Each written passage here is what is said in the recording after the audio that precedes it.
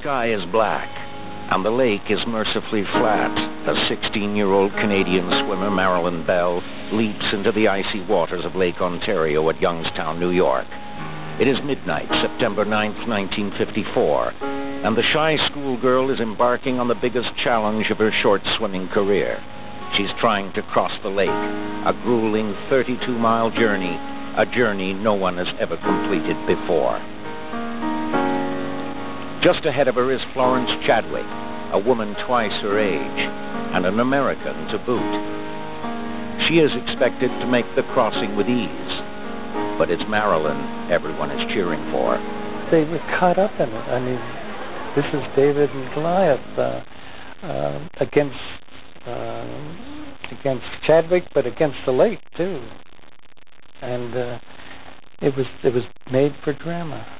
The event sets off a frenzy of patriotism, fueled by a cutthroat newspaper war that almost eclipses the swim it has set out to cover.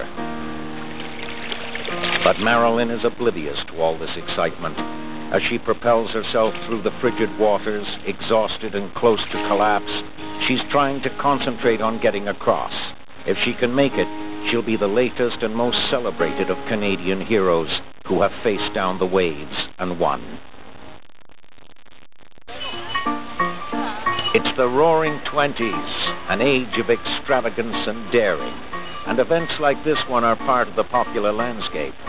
Couples flock to dance marathons, daredevil acts attract crowds, and swimmers sign up for marathon races to try to beat the odds. I mean, everybody was looking for dance marathons and those jitterbug contests, all those kinds of get-rich-quick things. In Catalina, California, 27 years before Marilyn Bell will attempt to swim Lake Ontario, chewing gum millionaire William Wrigley puts up the money for a marathon swim that will eventually inspire ones like it in Canada. It's 1927, and he's offering $25,000 to anyone foolish enough to try to complete the 20-mile distance from Catalina Island to the California coast. One of the first to take up the challenge is 17-year-old George Young of Toronto.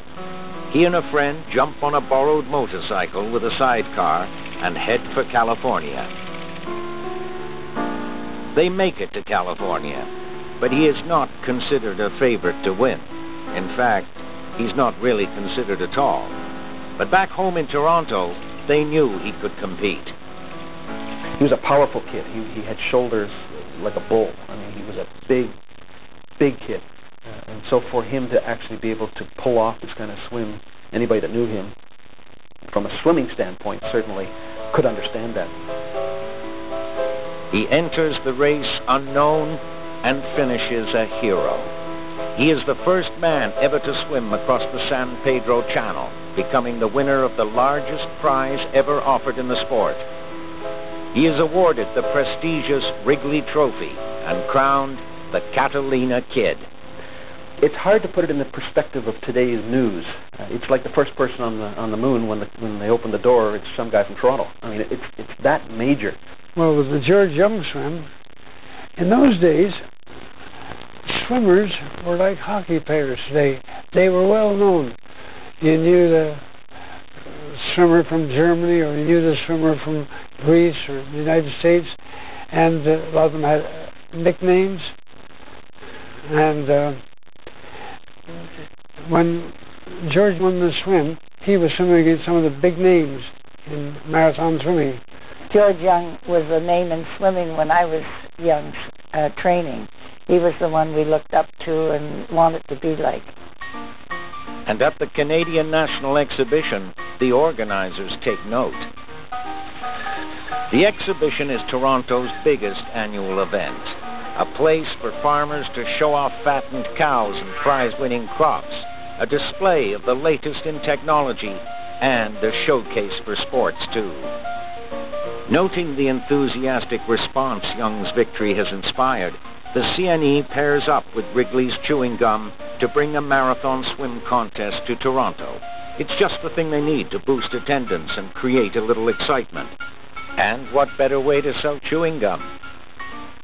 I don't think you're doing a disservice to the CNE by saying that they saw a good thing. You come and see George, you come and see him win the swim, and you pay us to get 25 cents, it was in those days, and have a couple of hot dogs while you're here and a honey-do drink and so on and so on. That's good for us. It'd be good for George because he's going to win, and be good for Wrigley's because they're going to sell gum. Swimmers from around the world sign up to try and take the cup from Young. For insulation against the cold waters, they smear their bodies with grease. For inspiration, they are accompanied by boats filled with coaches and friends. On the shore, the cameramen capture every stroke on film, and George Young is being cheered as the winner before the race even begins. It was just automatic that George would jump in the water and George would win, and we just keep on patting George on the back. The gun goes off, the race begins. The water is cold, between 44 and 48 degrees.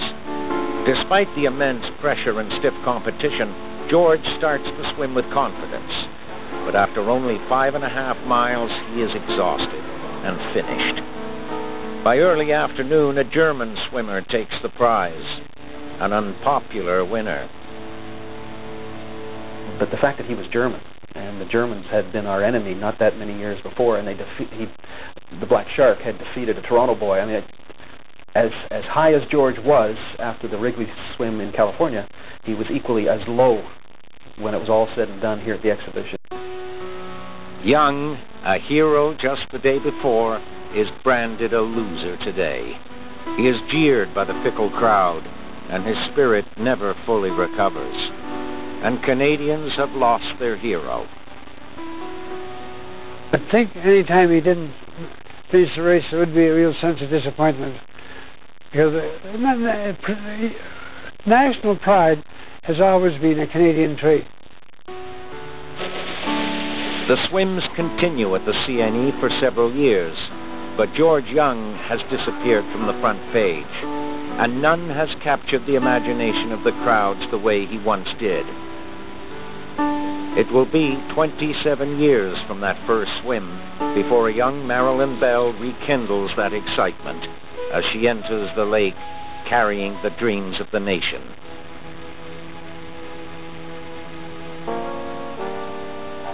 Toronto, 1946. Almost 20 years after that first CNE marathon swim, the city becomes home to 9-year-old Marilyn Bell. Her father, Sid Bell, an accounting clerk with Dominion Stores, has just been transferred back here from Halifax, and the family sets up housekeeping in the elegant Royal York Hotel.